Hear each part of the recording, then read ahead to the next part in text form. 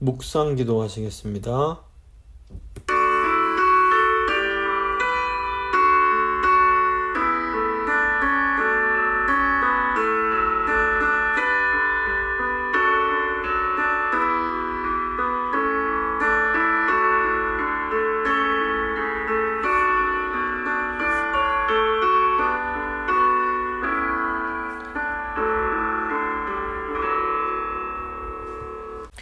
사도신경 고백합니다. 나는 전능하신 아버지 하나님, 천지의 창조주를 믿습니다. 나는 그의 유일하신 아들 우리 주 예수 그리스도를 믿습니다. 그는 성령으로 잉태되어 동정녀 마리아에게서 나시고 본디오 빌라도에게 고난을 받아 십자가에 못 박혀 죽으시고 장사된 지 사흘 만에 죽은 자 가운데서 다시 살아나셨으며 하늘에 오르시어 전능하신 아버지 하나님 우편에 앉아 계시다가 거기로부터 살아있는 자와 죽은 자를 심판하러 오십니다. 나는 성령을 믿으며 거룩한 공교회와 성도의 교제와 죄를 용서받는 것과 몸의 부활과 영생을 믿습니다. 아멘.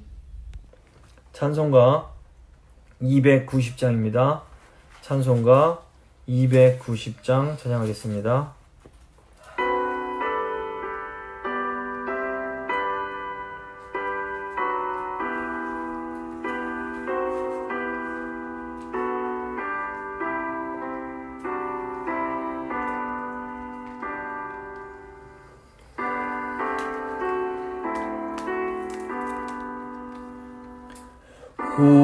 우리는 주님을 늘 배반하나 내 주 예수 여전히 날 부르사 그 참되신 사랑을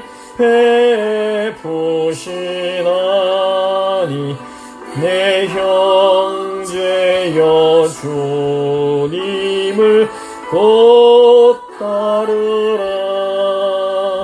주 널 위해 비네 주 널 위해 비네 주 널 위해 비네 항상 비시네.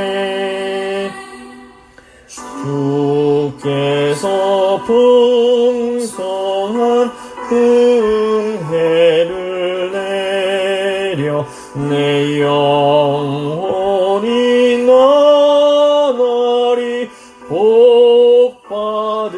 복받으니 주 예수를 너희도 구주로 섬겨 으면 풍성한 복 받겠네.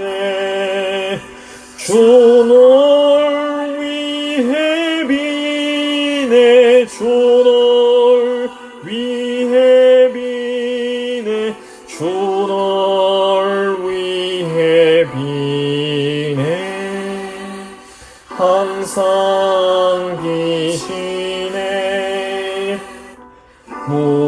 무거운 짐 지고 애타는 인생 주 예수께 돌아와 곧 쉬어라. 내 주 예수 너희를 돌보실 때에 잠복낙관 위가 넘치겠네. 주 널 위해 비네 주 널 위해 비네 주 널 위해 비네 항상 비시네. 기도하시겠습니다. 살아계신 하나님 아버지, 감사드립니다. 저희가 이렇게 어려운 상황 속에서도 하나님 말씀 앞에 나와 하나님이 주시는 말씀을 듣게 하시는 이 은혜에 진심으로 주님 감사드립니다. 또한 아버지, 저희가 서로 몸은 떨어져 있지만 서로 성도를 위해서 늘 기도하면서 이렇게 교제하게 하시고 사랑을 나눌 수 있게 하신 것도 진심으로 감사드립니다. 하나님, 간절히 간구하옵기는 저희 성도님들 어느 곳에서 무엇을 하시든지 간에 하나님 눈동자처럼 지켜주시고 늘 하나님 은혜로 충만하게 하셔서 아버지 하나님 주시는 기쁨과 분복을 누리며 살아가실 수 있도록 늘 함께하여 주시옵소서. 특별히 저희 어른들 주님 건강 지켜주시고, 또 이제 새롭게 상황이 오픈되고 있는데 이 상황 속에서 주님 일하시는 저희 성도님들 아버지 안전하게 지켜주시기를 주님 간절히 간구합니다. 이제 말씀 들을 때 아버지 말씀 통해서 하나님이 저희에게 주시는 그 음성을 듣게 하시고 그냥 귀로 듣는 것이 아니라 마음으로 듣고 그 뜻에 순종하여서 하나님 주시는 복을 받아 누리는 모든 성도님들 다 되실 수 있도록 주여 늘 함께하여 주시옵소서. 이 시간 함께해 주실 줄 믿고 감사드리며 귀하신 우리 구주 예수 그리스도의 이름으로 기도드립니다. 아멘. 오늘 주신 하나님 말씀은 열왕기상 13장 2절과 3절 말씀입니다. 오늘 열왕기상 13장 2절과 3절 말씀 제가 읽어드리겠습니다. 하나님의 사람이 제단을 향하여 여호와의 말씀으로 외쳐 이르되 제단아 제단아 여호와께서 이와 같이 말씀하시기를 다윗의 집에 요시아라 이름하는 아들을 낳으리니 그가 내 위에 분향하는 산당 제사장을 내 위에서 제물로 바칠 것이요 또 사람의 뼈를 내 위에서 사르리라 하셨느니라 하고 그날에 그가 징조를 들어 이르되 이는 여호와께서 말씀하신 징조라 제단이 갈라지며 그 위에 있는 재가 쏟아지리라 하매. 아멘. 이제 오늘은 열왕기서 17번째 시간 그 열왕기상 12장 25절부터 13장 32절까지 34절까지의 말씀 한번 같이 생각해 보도록 하겠습니다. 그 열왕기상 12장 그 전반부는 그러니까 1절부터 24절까지는 그 하나로 통일되었던 이스라엘이 남쪽과 북쪽으로 분열되는 그런 내용을 담고 있습니다. 그래서 솔로몬의 아들인 르호보암이 굉장히 어리석은 그 영적 지도자의 모습을 보여준다고 볼 수 있습니다. 르호보암은 하나님께서 여러 차례 기회를 주셨음에도 그 기회를 붙잡지를 못합니다. 그래서 결국 반복해서 어리석은 결정을 하게 되고 결국 그 하나님의 나라 이스라엘이 남쪽과 북쪽으로 분열이 되어서 이 이스라엘 12지파 중에서 10지파가 그 여로보암을 따라서 이제 북쪽으로 올라가서 북쪽 이스라엘을 형성하게 됩니다. 이제 하나님의 은혜로 르호보암이 잘 해설하기보다는 르호보암은 계속해서 실수를 반복했지만 하나님께서 다윗과 맺으신 그 약속 때문에 다윗 왕조가 망하지는 않고 여전히 남쪽 유다의 모습으로 이제 지속이 됩니다. 이제 열왕기상 12장 25절부터 그 13장, 14장, 15장, 16절까지는 이제 북이스라엘의 그 왕들과 또 남쪽 유다의 왕들이 이렇게 번갈아 가면서 소개가 됩니다. 오늘 부분은 이제 북이스라엘 왕 여로보암에 대한 내용입니다. 그러니까 북이스라엘의 초대 왕인 여로보암이 그 하나님으로부터 말씀에 순종하기만 하면 이 북이스라엘도 계속해서 잘 이어지게 될 거다라는 약속을 받게 됩니다. 그런데 이 여로보암이 하나님의 말씀을 온전히 신뢰하는 왕이 아니었습니다. 결국 여로보암 왕조는 그 여로보암의 아들인 나답 때에서 끝이 나고 새로운 이제 왕조가 북쪽엔 들어서게 됩니다. 12장 25절부터 33절 보시면 여로보암이 타락하는 내용이 나옵니다. 여로보암이 북쪽 이스라엘의 왕이 된 후에 가장 먼저 한 일이 무엇이었는가 하면 그 북쪽 나라를 방어하는 일을 하게 됩니다. 25절부터 27절 말씀을 보시면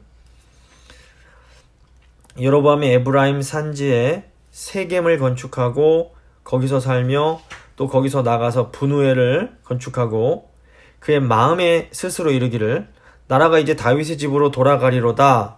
만일 이 백성이 예루살렘에 있는 여호와의 성전에 제사를 드리고자 하여 올라가면 이 백성의 마음이 유다 왕 된 그들의 주 르호보암에게로 돌아가서 나를 죽이고 유다의 왕 르호보암에게로 돌아가리로다 하고, 그러니까 여로보암이 지금 자신을 따르고 있는 북쪽 이스라엘의 백성들이 이제 하나님을 섬기려고 예루살렘 성전으로 제사를 드리고 가다 보면 결국에는 그 마음이 이 남유다 왕 다윗의 후손인 르호보암에게로 돌아가지 않을까, 이런 걱정을 하게 됩니다.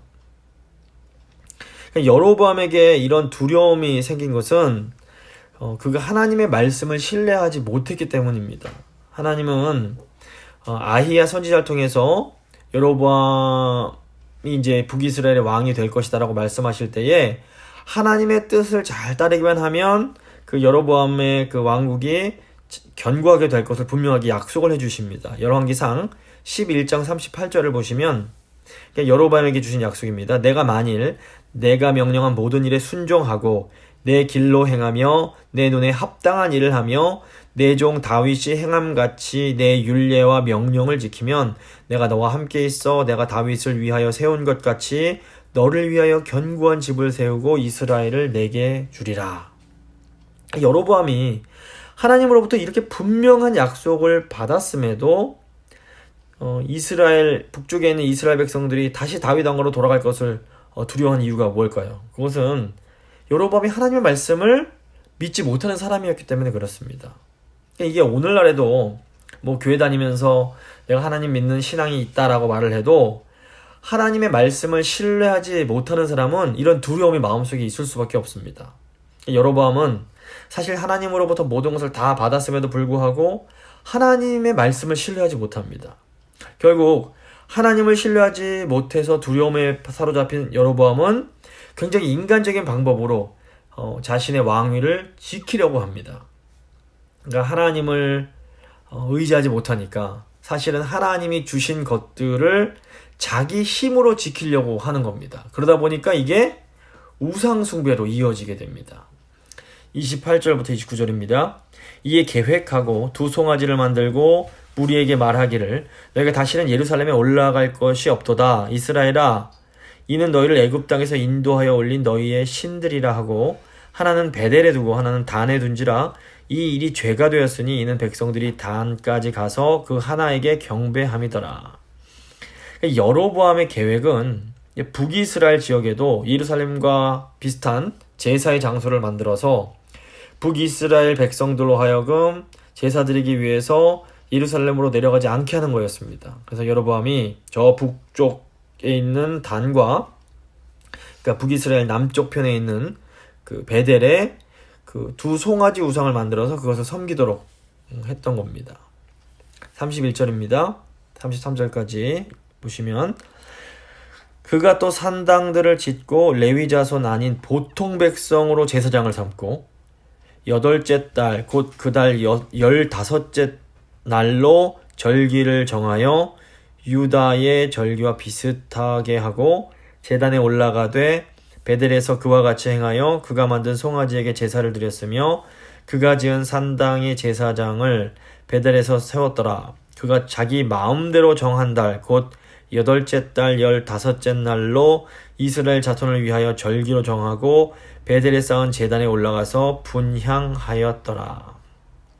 여로보암은 보시면 그 단과 베델에 금송아지를 만든 것 외에도 그 북이스라엘 지역 곳곳에 산당을 세워서 이스라엘 백성들로 하여금 그곳에서 제사를 드리게 합니다. 이게 이제 나중에 하나 보실 때 엄청나게 큰 범죄라는 걸 저희가 알 수 있습니다. 또 율법이 분명 레위인만이 하나님을 섬기는 제사장이 될 거라고 했는데 제사장 아닌 보통 사람들로 제사장을 막 삼습니다. 그리고 절기도 하나님이 정해두신 절기가 아니라 자기 마음대로 그 8월 15일을 절기로, 가짜 절기로 만들어서 그것을 지키게 만듭니다. 그러니까 이런 행동들이 하나님이 주신 율법에 굉장히 어긋나는 아주 끔찍한 죄악들이었던 겁니다. 더구나 지금 여로보암이 이스라엘아, 이는 너희를 애굽 땅에서 인도하여 올린 너희의 신들이라 라고 이제 그 금송아지를 가리켜서 말하면서 이스라엘 백성들이 섬기는 이 여호와 하나님을 뭐 이 금송아지가 대표하는 것처럼 말을 하지만 실제로는 이건 새로운 우상을 만들어낸 것이었습니다.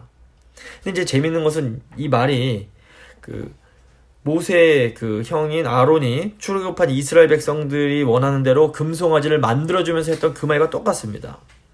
그러니까 이스라엘 백성들을 압제하는 그 르호보암, 그 솔로몬의 아들 르호보암 왕으로부터 처음에 여로보암이 그 이스라엘 10지파를 이끌고 나올 때에는 이 여로보암의 역할이 그 애굽 바로로부터 이스라엘 백성들을 구원하는 모세의 역할과 같았습니다. 그런데 지금 이제 여로보암이 백성들을 위해서 우상을 만들어내는 아론처럼 변해버린 겁니다. 왜 여로보암이 이런 송아지 모양의 우상을 만들었을까요? 우선 여로보암이 그 솔로몬 왕에게 쫓겨서 애굽 땅에 거하고 있었던 걸 생각을 해보면 이 애굽 사람들이 섬기던 신들 중에서 그 황소와 암소 모양의 그런 신들이 있었습니다. 또 가나안 지역에서는 이 송아지가 주로 남성의 힘과 생식력, 풍요를 상징하는 바알 종교와 아주 밀접한 관련이 있었습니다. 결국 이제 이 송아지 우상들이 북이스라엘이 그 바알 우상 숭배로 나아가는데 굉장히 어떻게 보면 굉장히 중요한 역할을 하게 된 겁니다. 근데 이제 이 바알 종교의 핵심이 뭐냐면 인간의 욕심을 정당화해 주는 겁니다. 인간이 막 음란한 욕심을 가져도 괜찮다 하고 물질의 욕심을 많이 가져도 괜찮다. 자, 정당화해 주는 역할을 바알이 하게 되는 겁니다. 그래서 여로보암에게 이 여호와 하나님을 섬기는 신앙은 정말 하나님을 잘 섬기는 그 아름다운 신앙이 아니라 자신의 통치를 위해서 이용해야 하는 어떤 수단에 불과했던 겁니다. 자신의 정권을 지키려는 욕심을 위해서 종교를 수단화했던 여로보암의 행동은 사실상 본질적으로 보면 이 바알 종교와 다를 것이 없었던 겁니다. 그러니까 오늘날에도 어떻게 보면 교회를 다녔지만 여로보암과 아주 똑같은 신앙적 태도를 가진 사람들이 이제 존재합니다. 한국에서 보시면 선거철만 되면 교인 수가 많은 대형 교회를 찾아다니면서 이렇게 인사를 하는, 표를 얻기 위해서 인사하는 그런 정치인들이 종종 있습니다. 심지어 최근에 한 여성 정치인은 교회에 가서는 개신교인 행세를 하고 성당에 가서는 천주교인 행세를 하다가 심지어 절에 가서는 불자 행세를 해서 이게 이제 들통이 나서 큰 망신을 당한 경우도 있습니다. 뭐 이 정도까지는 아니더라도 많은 사람들이 교회를 다니는 목적이 하나님을 정말 사랑해서 온전히 섬기려고 하기보다는 나의 이익을 위해서 다니는 경우가 종종 있습니다. 물론 저희가 하나님을 섬길 때에 뭐 말할 것 없이 아주 우리에게 큰 유익이 있는 것은 사실입니다. 그럼에도 우리가 어떤 이익 때문에 하나님을 섬기는 것은 아닌 겁니다. 그러니까 우리가 하나님을 섬기는 이유는 하나님이 우리를 사랑해 주시고 우리를 구원해 주신 그 은혜에 감사하고 감격해서 섬기는 겁니다. 그래서 하나님을 사랑하기 때문에 하나님 은혜에 감격해서 하나님을 섬기는 사람들은 우리에게 주어진 모든 것이 하나님이 주신 것이며 또 하나님이 주신 것이기에 하나님께서 지켜주신다라는 믿음이 있습니다. 그래서 하나님 안에서 안전함과 평안함을 누리면서 살 수가 있습니다. 그런데 이 신앙이라는 것이 자기의 욕심을 채우기 위한 수단에 불과한 사람들은 교회에 다니고 하나님을 믿는다고 하지만 하나님을 온전히 신뢰하지 못하기 때문에 이 여로보암처럼 하나님이 주셔서 자기 받은 것들에 대해서 어떤 두려움을, 잃을까봐 두려움을 느끼는 겁니다. 제가 이제 이 팬데믹 상황에서 저희 교인들과 이제 뭐 대화도 하고 이렇게 말씀을 듣다 보면 감사하게도 지금 이 상황 속에서도 하나님이 주신 그런 상황들에 감사하며 하나님 안에서 평안을 누리시는 성도님들이 아주 많이 계십니다. 이게 너무 기쁜 고백인데 이렇게 하나님이 주신 것에 감사하며 기뻐하는 것이 하나님 백성들의 힘이요 능력입니다.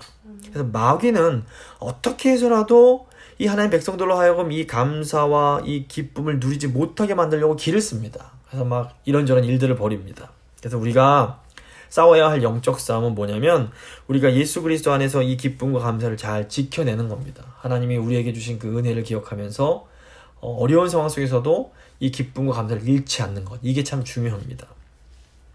이제 13장 1절부터 34절 말씀을 보면 하나님의 사람이 나오게 됩니다. 하나님은 이 북이스라엘에서 일어나는 우상숭배를 그냥 그대로 두고 보실 수가 없었던 것 같습니다. 그래서 이 다윗 왕조로부터 떨어져 나가긴 했어도 어쨌건 그들도 그 이스라엘 백성, 하나님의 백성들이었던 겁니다. 결국 이들이 우상숭배로 나아가는 이 길목에서 하나님께서는 유다로부터 한 이름 모를 하나님의 사람, 선지자를 보내서 그들에게 심판을 선언하십니다.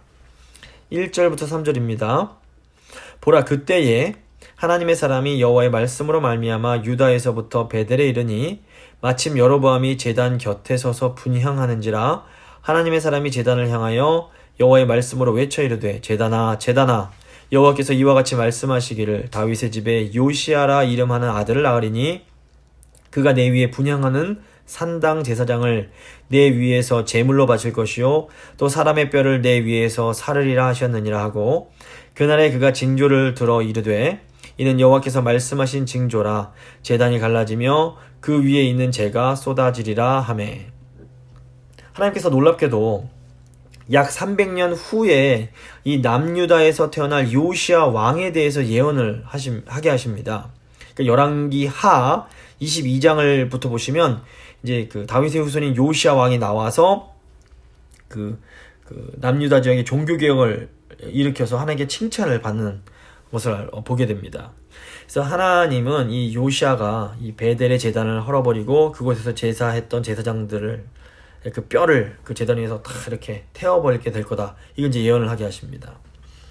근데 이제 하나님의 말씀을 믿지 못했던 여로보암은 지금 하나님이 보내신 이 하나님의 사람이 선포하는 예언도 무시를 합니다. 4절부터 5절입니다. 여로보암 왕이 하나님의 사람이 베델에 있는 제단을 향하여 외쳐 말함을 들을 때에 제단에서 손을 펴며 그를 잡으라 하더라. 그를 향하여 편 손이 말라 다시 거두지 못하며 하나님의 사람이 여호와의 말씀으로 보인 징조대로 제단이 갈라지며 재가 제단에서 쏟아진지라. 여로보암이 선지자를 잡으려고 이렇게 저놈 잡아라 손을 펼 때 하나님께서 그 손을 마르게 하심으로 이 선지자의 그 예언이 하나님의 그 예언인 것을 알려주십니다. 그리고 이제 그 베델의 제단이 이제 갈라지게 만드십니다. 그러니까 여로보암이 자기 눈으로 자기 손이 마르고 제단이 갈라지는 걸 딱 보고 나서야 아이고 이게 진짜구나 깨닫고 선지자에게 은혜를 구합니다. 6절 보시면 왕이 하나님의 사람에게 말하여 이르되 청하건대 너는 나를 위하여 내 하나님 여호와께 은혜를 구하여 내 손이 다시 성하게 기도하라.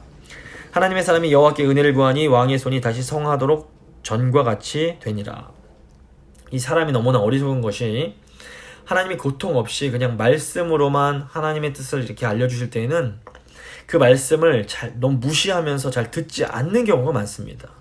그래서 분명히 말씀 통해서 뭐 설교나 또 성경 읽을 때 분명히 뭐 이런저런 통해서 알려주시는데 그때는 그냥 머리로 대충 듣고 흘려버리는 겁니다. 그러다가 하나님께서 하도 말을 안 들으니까 이제 어디를 몸을 좀 아프게 하신다든지 아니면 잘 되던 일이 갑자기 뭐 틀어진다든지 하는 이런 방법으로 이렇게 사인을 주시면 그제서야 이거 하나님 뜻이 아니구나.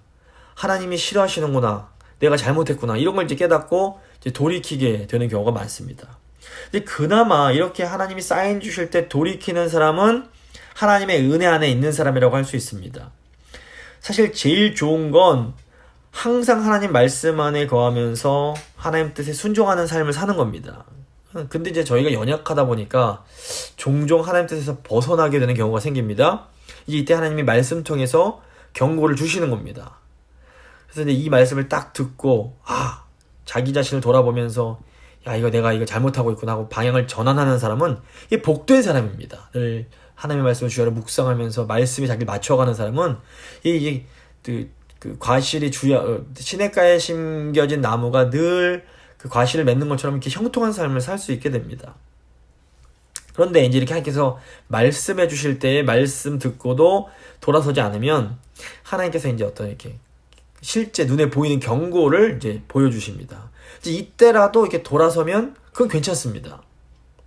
그런데 문제는 뭐냐면 성경을 보면 이 심판을 받는 사람들은 하나님이 이렇게 경고를 주실 때에도 마음이 완고해져서 심판을 받아 완전히 멸망할 때까지 자기 뜻을 계속해서 고집하는 경우를 보게 됩니다. 이제 대표적인 게 애굽 왕 바로가 이렇게 되고 그 구약 성경이나 신약 성경도 계속 보면 하나님께서 이제 사인을 주심에도 계속 거부하는 그런 존재들이 이제 있는 것을 보게 됩니다. 7절 보시면 왕이 하나님의 사람에게 이르되 나와 함께 집에 가서 쉬라. 내가 내게 예물을 주리라. 이 다윗이 밧세바를 범하는 죄를 지었을 때에도 하나님이 나단 선지자를 보내서 그 죄를 책망해 주십니다. 이 나단이 다윗의 죄를 책망할 때에 다윗이 이때 정말 당신 말씀이 맞습니다 하면서 마음으로부터 자기 잘못을 인정하고 회개하는 모습을 보여줍니다. 근데 지금 여로보암을 보면 분명히 하나님이 보내주신 선지자인 걸 알면서도 자신이 저지른 우상숭배의 죄를 회개하지 않고 도리어 어떤 예물로 하나님의 사람의 마음을 사보려고 하는 태도를 보게 됩니다. 이걸 보면 여로보암이 하나님의 그 마음을 몰라도 너무 모른다는 것을 저희가 알 수 있습니다. 하나님이 선지자를 보내신 것은 어떻게 보면 여로보암이 회복될 수 있는 마지막 기회였습니다. 근데 여로보암은 또 다시 평소에 하던 아주 인간적인 방법으로 이 문제를 해결하려고 하는 겁니다. 그러니까 우상숭배의 경우에는 그 우상숭배에서 회개하고 돌이켜서 그 길에서 떠나는 것만이 답이지 다른 건 답이 있을 수가 없는 겁니다. 8절부터 10절을 보시면 하나님의 사람이 왕께 대답하되 왕께서 왕의 집 절반을 내게 준다 할지라도 나는 왕과 함께 들어가지도 아니하고 이곳에서는 떡도 먹지 아니하고 물도 마시지 아니하리니 이는 곧 여호와의 말씀이 내게 명령하여 이르시기를 떡도 먹지 말며 물도 마시지 말고 왔던 길로 되돌아가지 말라 하셨음이니이다 하고 이에 다른 길로 가고 자기가 베델에 오던 길로 되돌아가지도 아니하니라. 하나님께서 하나님의 사람에게 이런 굉장히 어떻게 보면 강력한 명령을 하신 이유는 하나님께서 북이스라엘이 지금 행하고 있는 이 우상숭배를 얼마나 싫어하시는지를 아주 분명하게 보여주시는 겁니다. 그러니까 예를 들어서 어떤 아내가 남편 몰래 다른 남자와 바람을 피우고 있습니다. 근데 아내를 너무 사랑하는 남편이 이 사실을 알게 됐습니다. 이 아내가 미안한 마음에 남편에게 더 친절하게 행하고 막 맛있는 것도 많이 해준다고 이 남편의 마음이 풀릴 수 있을까요? 아내를 사랑하는 남편이라면 절대로 이 아내의 행동이 인정이 안 되는 겁니다. 아내가 정말로 그 회개하고 돌이키면 모를까 그거 뭐 조금 돈 주고 뭐 이렇게 잘해준다고 되는 게 아닌 겁니다. 지금 하나님의 그 북이스라엘 향한 마음이 이와 같다고 볼 수 있습니다. 하나님은 하나님 백성들이 우상 숭배하는 것은 뭐 절대로 용납하실 수가 없는 겁니다. 그래서 하나님이 지금 이제 보내신 이 하나님의 사람은 이런 그 북이스라엘을 향한 그 하나님의 마음을 아주 분명하게 보여줘야 할 책임이 있었습니다. 하나님의 이 안타깝고 속상한 마음을 이해해야만 이제 이후에 나오는 이야기들을 이해할 수가 있게 됩니다. 이제 이후에 어떤 이야기가 나오냐면 이 베델 지역에 살던 늙은 선지자가 이 유다에서 하나님 말씀을 전하기 위해서 온 선지자에 대한 얘기를 전해 듣고는 이 사람을 꼬셔서 멸망시키는 그런 내용이 나오게 됩니다. 이 베델의 늙은 선지자가 하는 행동을 보면 굉장히 좀 이해할 수 없는 행동들이 많이 나옵니다. 그래서 이에 대해서 학자들의 많은 논의가 있는데 한번 이제 좀 살펴보도록 하겠습니다. 11절입니다. 베델에 한 늙은 선지자가 살더니 그의 아들들이 와서 이날에 하나님의 사람이 베델에서 행한 모든 일을 그에게 말하고 또 그가 왕에게 드린 말씀도 그들이 그들의 아버지에게 말한지라. 베델에 있는 늙은 선지자의 아들들이 베델 제단에 있었던 일을 지금 아버지에게 말씀을 드립니다. 그러니까 이게 뭘 의미하냐면 이 늙은 선지자의 아들들이 여로보암 왕이 베델 제단에서 그 드리고 있던 그 제사에 참석하고 있었음을 의미합니다. 그러니까 하나님의 말씀을 선포해야 할 선지자의 아들들이 우상 숭배적인 제사에 참석하고 있었다는 것 자체가 이 선지자의 가족이 어떻게 보면 하나님 뜻에서 벗어나서 여로보암의 권력과 타협했음을 우리에게 알려줍니다. 그러니까 하나님께서 그 베델에 있는 선지자를 사용해서 말씀하지 않으시고 구태여 저 남쪽 유다에서부터 그 하나님의 사람을 보내신 것도 이 베델에는 이미 심판의 메시지를 온전하게 선포할 선지자가 없었기 때문일 수 있습니다. 따라서 이 베델의 제단이 멸망하게 될 거라는 이 하나님의 사람의 예언은 이 베델에 자리를 잡고 있었던 그 어떻게 보면 이 자신들의 가문이 이렇게 몰락하는 것으로 이 받아들여졌을 가능성이 매우 높습니다. 12절 보시면 그들의 아버지 즉 늙은 선지자가 그들에게 이르되 그가 어느 길로 가더냐 하니 그의 아들들이 유다에서부터 온 하나님의 사람의 간 길을 보았음이라. 그가 그의 아들들에게 이르되 나를 위하여 나귀의 안장을 지으라. 그들이 나귀의 안장을 지으니 그가 타고. 이제 이 베들의 선지자가, 이 늙은 선지자가 어떻게 해서라도 이 하나님의 사람이 전한 심판의 예언을 좀 막아보고 싶은 그런 마음이 들은 것 같습니다. 14절부터 17절입니다. 하나님의 사람을 뒤따라가서 상수리 나무 아래에 앉은 것을 보고 이르되 그대가 유다에서 온 하나님의 사람이냐? 대답하되 그러하다. 그가 그 사람에게 이르되 나와 함께 집으로 가서 떡을 먹으라. 대답하되 나는 그대와 함께 돌아가지도 못하겠고 그대와 함께 들어가지도 못하겠으며 내가 이곳에서 그대와 함께 떡도 먹지 아니하고 물도 마시지 아니하리니 이는 여호와의 말씀이 내게 이르시기를 내가 거기서 떡도 먹지 말고 물도 마시지 말며 또 내가 오던 길로 되돌아가지도 말라 하셨음이로다. 이 하나님의 사람이 여로보암 왕에게 했던 말과 똑같은 말을 이 베델 출신의 늙은 그 선지자에게도 말을 해줍니다. 하나님은 우상을 숭배하는 장소인 베델 사람들과는 상종도 하지 말라고 하신 겁니다.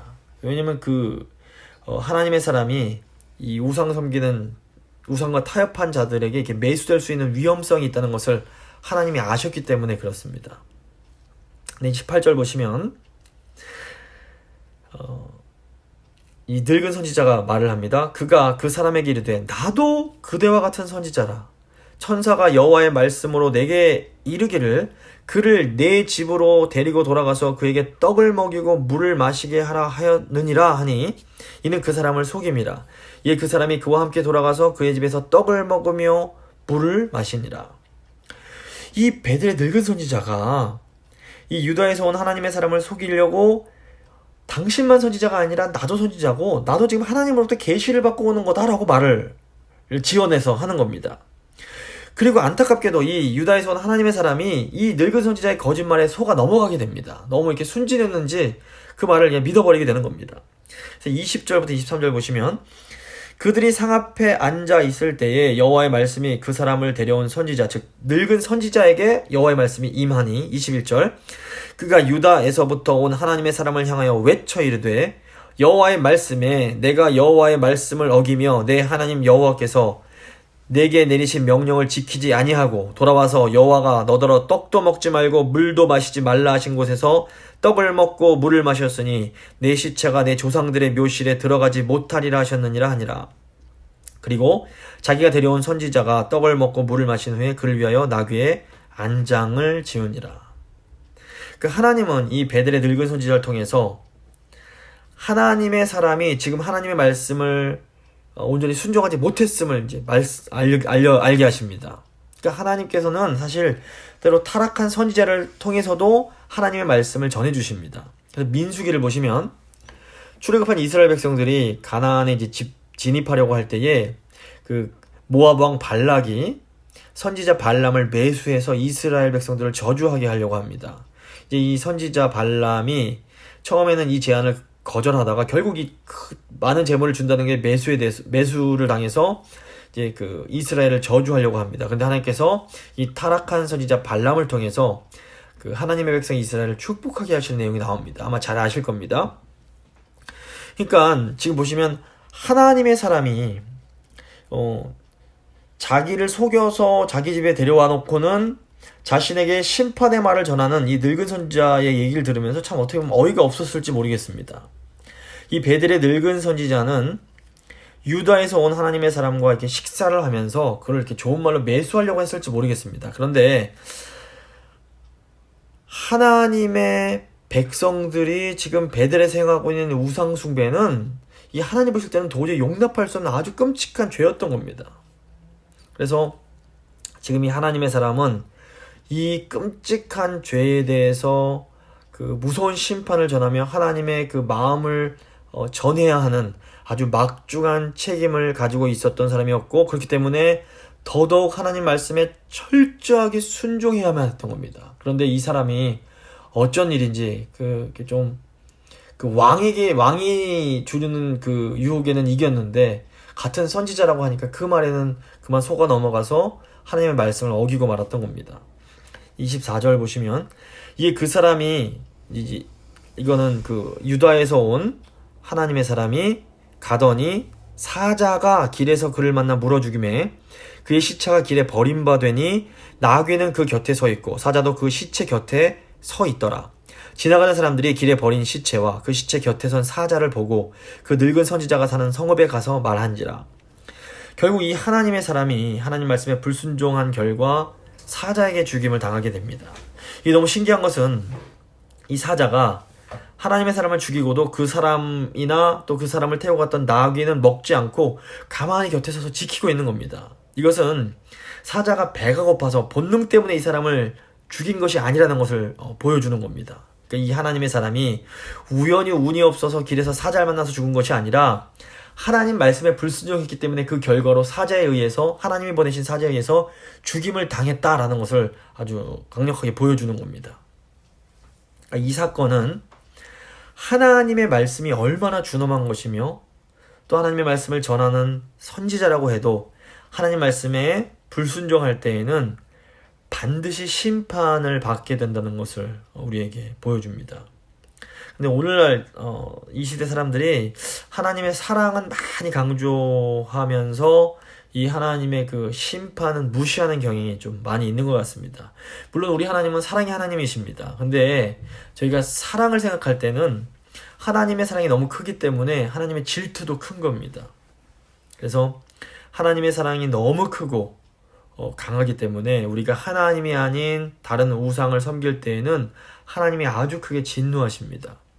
그래서 유다에서 온 하나님의 사람은 이 북이스라엘을 향한 하나님의 사랑과 하나님의 사랑이 얼마나 큰지, 또 이 하나님의 사랑이 큰 만큼 그 우상을 섬기는 그것의 죄에 대한 하나님의 진노가 얼마나 큰지를 제대로 알려줘야 할 아주 중요한 책임이 이제 있었습니다. 그래서 하나님의 사람은 다른 어느 누구의 말에도 흔들리지 말고 철저하게 자신이 하나님께 받은 그 말씀만을 따랐어야 하는 겁니다. 그러니까 하나님의 말씀은 뭐 왕이든 뭐 다른 선지자든 어떤 사람의 권위보다도 더 위에 있기 때문에 그 선지자라고 해도 그 하나님 말씀에는 온전히 순종을 해야 되는 겁니다. 그렇지 않으면 이렇게 이제 심판을 당하게 되는 겁니다. 그래서 이 하나님 말씀을 우리가 얼마나 두려워해야 하는지에 대해서 다시 한번 경고하는 거라고 볼 수 있습니다. 26절 보시면 그 사람을 길에서 데리고 돌아간 선지자가 듣고 말하되, 이 늙은 베델 선지자입니다. 이는 여호와의 말씀을 어긴 하나님의 사람이로다. 여호와께서 그에게 하신 말씀과 같이 여호와께서 그를 사자에게 넘기심에 사자가 그를 찢어 죽였도다 하고, 이에 그의 아들들에게 말하여되 나를 위하여 나귀의 안장을 지으라. 그들이 안장을 지으매 그가 가서 본즉 그의 시체가 길에 버림바 되었고 나귀와 사자는 그 시체 곁에 서 있는데 사자가 시체를 먹지도 아니하였고 나귀를 찢지도 아니하였더라. 그러니까 유다에서 온 하나님의 사람이 그 유혹에 넘어갔다고 해서 그럼 이 사람이 뭐 가짜 거짓 선지자였느냐 이렇게 생각할 수는 없습니다. 비록 하나님 말씀에 온전히 순종하는 것에 실패하기는 했지만 그래도 이 사람은 계속해서 하나님의 사람으로 불립니다. 그러니까 가끔 성경을 보면 인간적으로 보기엔 별로 대단해 보이지 않는 일인데도 하나님께서 굉장히 무서운 심판을 내리시는 경우가 있습니다. 가령 이제 여리고성을 점령했을 때에 그 하나님이 모든 것을 다 진멸하라고 명령하셨는데 아간이라는 사람이 이 명령을 어기고 물건을 감추어 두었다가 자신뿐 아니라 온 가족이 죽임을 당하는 일이 있었습니다. 또 사도행전을 보시면 아나니아와 삽비라가 그 베드로에게 거짓말을 했다는 그 이유로 또 이제 죽임을 당하기도 합니다. 이제 이런 무서운 심판들의 공통점이 뭐냐면 그들이 지은 죄가 이 공동체 전체에 어떤 악한 누룩처럼 퍼져서 공동체 전체를 타락시킬 수 있는 그런 위험성이 있는 그런 죄였다는 겁니다.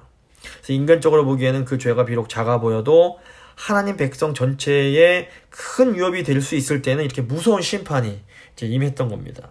그래서 지금 유다에서 온 하나님의 사람의 죄 역시 어떤 단순한 개인적인 불순종에 대한 심판이라기보다는 지금 타락을 향해서 나아가고 있는 북이스라엘 백성들을 향해서 하나님께 불순종할 때에 어떤 일이 일어날 수 있는지를 보여주는 아주 그 경고의 성격이 강하다고 볼 수 있습니다. 29절 보시면 늙은 선지자가 하나님의 사람의 시체를 들어 나귀에 실어가지고 돌아와 자기 성읍으로 돌아가서 슬피 울며 장사하되 곧 그의 시체를 자기의 묘실에 두고 오호라 내 형제여 하며 그를 위하여 슬피 우니라. 이게 이제 이해가 좀 안 되는 부분인데, 늙은 선지자가 지금 이제 그 일어난 모든 사건들을 지켜보면서 유다에서 온 하나님의 사람이 예언한 것이 정말로 살아계신 여호와 하나님의 말씀이며 결국엔 그 여호와 하나님의 말씀대로 모든 것이 이루어질 것을 이제 깨닫게 된 겁니다. 그 이제 이 늙은 선지자가 할 수 있는 일이 뭐냐? 자신이 죽은 후에라도 그 자신의 뼈가 그 파헤침을 당하지 않고 보호를 받게 하는 그 일이었습니다. 그래서 고대인들에게는 사실 이 뼈가 굉장히 중요한 의미가 있었는데, 그래서 창세기 마지막 부분을 보셔도 요셉이 자신의 뼈를 애굽에 두지 말고 출애굽 때에 약속의 땅에 가져가서 그곳에 묻으라고 이제 예언을 하는 것을 볼 수가 있습니다. 그래서 이제 뼈를 지키려고 하는 겁니다. 31절부터 32절 보시면 그 사람을 장사한 후에 그가 그 아들들에게 말하여 이르되 내가 죽거든 하나님의 사람을 장사한 묘실에 나를 장사하되 내 뼈를 그의 뼈 곁에 두라. 그가 여호와의 말씀으로 베델에 있는 제단을 향하고 또 사마리아 성읍들에 있는 모든 산당을 향하여 외쳐 말한 것이 반드시 이룰 것임이니라. 이런 말을 합니다. 결국 이 자신의 뼈를 보호하려고 했던 이 늙은 선지자의 계획은 성공을 하게 됩니다. 하나님의 그 사람이 예언했던 대로 결국 요시야 왕 때에 이 베델의 제단이 파괴가 되고 산당에서 섬기던 제사장들의 해골이 제단에서 불사름을 당하는 일이 실제로 일어납니다. 열왕기하 23장 16절부터 18절 말씀을 보시면 요시야가 몸을 돌이켜 산에 있는 무덤들을 보고 보내어 그 무덤에서 해골을 가져다가 제단 위에서 불살라 그 제단을 더럽게 하니라. 이 일을 하나님의 사람이 전하였더니 그 전한 여호와의 말씀대로 되었더라. 요시야가 이르되 내게 보이는 저것은 무슨 비석이냐 하니 성읍 사람들이 그에게 말하되 왕께서 베델의 제단에 대하여 행하신 이 일을 전하러 유다에서 왔던 하나님의 사람의 묘실이니이다 하니라. 이르되 그대로 두고 그의 뼈를 옮기지 말라 하매 무리가 그의 뼈와 사마리아에서 온 선지자의 뼈는 그대로 두었더라. 이 베델의 늙은 선지자가 정확하게 어떤 사람이었고 왜 이런 일들을 했는지 저희가 지금 분명하게 알 수 있는 방법은 없습니다. 하지만 이 선지자는 하나님의 말씀이 결국에는 반드시 이루어진다는 것은 알고 있던 사람 같습니다. 그래서 마지막 순간에 최선을 다해서 하나님의 심판을 피하기 위해서 애를 씁니다. 그래서 이 선지자의 모습은 그 복음서에 나오는 그 지혜로운 종의 모습을 생각나게 합니다. 자기에게 무서운 주인의 심판이 임할 것을 알고 지혜롭게 대처하는 모습이 있었던 겁니다. 그런데 정작 북이스라엘의 왕이던 여로보암은 끝까지 회개를 하지 못합니다. 33절부터 34절입니다. 여로보암이 이 일 후에도 그의 악한 길에서 떠나 돌이키지 아니하고 다시 일반 백성을 산당의 제사장으로 삼되 누구든지 자원하면 그 사람을 산당의 제사장으로 삼았으므로 이 일이 여로보암 집의 죄가 되어 그 집이 땅 위에서 끊어져 멸망하게 되니라. 사실 젊어서부터 늙기까지 변질되지 않고 하나님을 잘 섬길 수 있다면 그거는 정말로 큰 은혜입니다. 그렇게 살 수만 있다면 그것처럼 복된 인생은 없는 겁니다. 그런데 인간이 너무나 연약해서 중간중간 살다 보면 하나님 뜻을 벗어나기도 하고 또 때로는 어떤 힘 있는 권력과 타협도 하고 이런 일들을 하게 됩니다. 하지만 그래도 하나님께서 살아계심을 믿는 사람은 언젠가는 진심으로 회개해서 하나님의 심판을 피해야 된다는 것쯤은 알고 있습니다. 이것을 알고 하나님이 기회 주실 때에 그 기회를 꽉 붙잡으면 그래도 구원을 받는 겁니다. 예수님의 그 십자가 곁에서 마지막 순간에 구원을 받은 그 죄수도 이렇게 어떻게 보면 그 기회를 붙잡은 사람에 해당합니다. 그러니까 어떤 경우라도 하나님이 기회 주실 때에 그 기회를 붙잡고 회개하는 인생은 결국에는 복된 인생이라고 볼 수 있습니다. 하지만 끝까지 이렇게 여로보암처럼 교만해서 하나님이 주시는 회개 기회를 거부하면 결국에는 구원을 받지 못하고 심판을 당하게 되는 겁니다. 이제 말씀 마무리 지어보겠습니다. 우리가 지금 가지고 있는 모든 것들은 사실 하나님이 주신 겁니다. 근데 하나님을 우리가 신뢰하지 못하면 어리석게도 하나님이 주신 것들을 내 힘으로 지키려고 우상숭배의 길을 가게 되는 겁니다. 그래서 반면 하나님을 신뢰하는 사람은 하나님이 주시는 놀라운 안정감을 누립니다. 상황이 어려워도 하나님 안에서 안식과 기쁨을 누릴 수가 있는 겁니다. 그래서 하나님이 가장 싫어하시는 것이 무엇이냐? 우상숭배입니다. 우리가 연약해서 간혹 하나님이 아닌 다른 것을 더 의지하며 섬길 때에 하나님이 우리를 이제 말씀이나 뭐 어떤 사인을 통해서 경고를 해주시는데, 이때 얼른 깨닫고 회개해서 다시 제자를 찾는 사람은 다시 회복의 은혜를 경험할 수가 있습니다. 그래서 저희 상황을, 내가 지금 하나님 은혜 가운데 거하면서 하나님 주시는 안식과 그 기쁨을 누리며 살고 있는지를 점검하고, 혹시 그렇지 못하다면 오늘 하나님 주신 말씀 통해서 다시 이제 기회 주실 때 얼른 다시 하나님 품으로 돌아가서 그 기쁨을 회복해야 됩니다. 그래서 우리 이렇게 살아갈 때에 하나님 우리에게 계속해서 은혜 베풀어 주시고 계속해서 형통을 누리면서 살 수 있게 하십니다. 이 은혜를 우리가 모두 누릴 수 있게 되기를 바랍니다. 이 시간 한번 이제 들으신 말씀 기억하면서 하나님께 기도하도록 하겠습니다.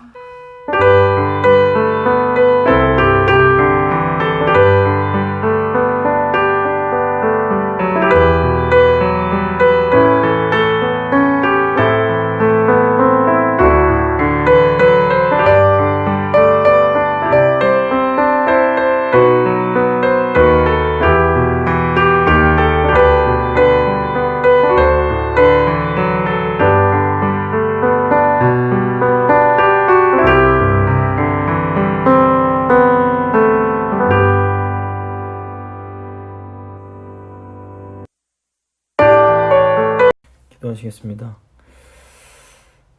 하나님, 어리석은 여로보암의 모습을 보면서 참 안타깝습니다. 그리고 두렵기도 합니다. 주님, 저희가 이 어리석은 여로보암의 길을 가지 않을 수 있도록 주여 저희를 붙들어 주시고 저희가 늘 함께하여 주시옵소서. 주님, 저희도 연약합니다. 그래서 때로 하나님 뜻에서 벗어날 때가 많이 있음을 고백합니다. 하지만 하나님께서 저희에게 말씀해 주시고 또 이런저런 사인을 보여주실 때 저희가 그 하나님의 말씀하시는 것을 잘 깨닫고 얼른 돌이켜서 다시 하나님의 뜻 가운데로 돌아올 수 있도록 주님 저희를 늘 인도하여 주시옵소서. 주님께서 저희의 선한 목자가 되셔서 저희가 어리석은 양과 같아 잘못된 길을 갈 때에 늘 저희를 다시 하나님 품으로 인도해 주시는 것 감사드립니다. 저희가 바라옵기는 늘 주님 말씀 안에 거함으로 주님이 주시는 그 복과 형통을 누리며 살아갈 수 있도록, 그래서 많은 하나님을 알지 못하는 사람들에게 이 하나님의 사랑을 잘 증거하는 언약 백성의 삶을 잘 감당하며 살 수 있도록 주여 저희 교인들 늘 붙들어 주시옵소서. 성령으로 충만하게 하시고 영육간에 강건하게 하셔서 하나님 백성으로 살 수 있도록 주여 늘 함께하여 주시옵소서. 감사드리며 귀하신 예수 그리스도의 이름으로 기도드립니다. 아멘. 이제 찬송가 301장입니다. 찬송가 301장 찬양하겠습니다.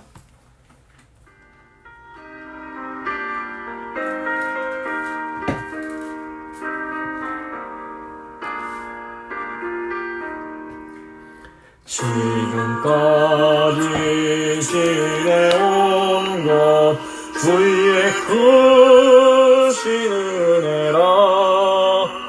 한이 없는 주의 사랑 어찌로 말하랴. 자나깨나 주의 손이 항상 살펴주시고 모든 일을 주 안에서 형통하게 하시네. 몸도 맘도 연약하나 새 힘보다 살았네. 물 붓듯이 부시는 주의 은혜 족하다. 사랑 없는 거리에 나 험한 선길 헤맬 때 주의 손을 굳게 잡고 찬송하며 가리라. 주님 다시 빼올 날이 날로 날로 다가와 무거운 짐 주께 맡겨 벗을 날도 멀지 않네. 나를 위해 예비하신 고향 집에 돌아가 아버지의 품 안에서 영원토록 살리라.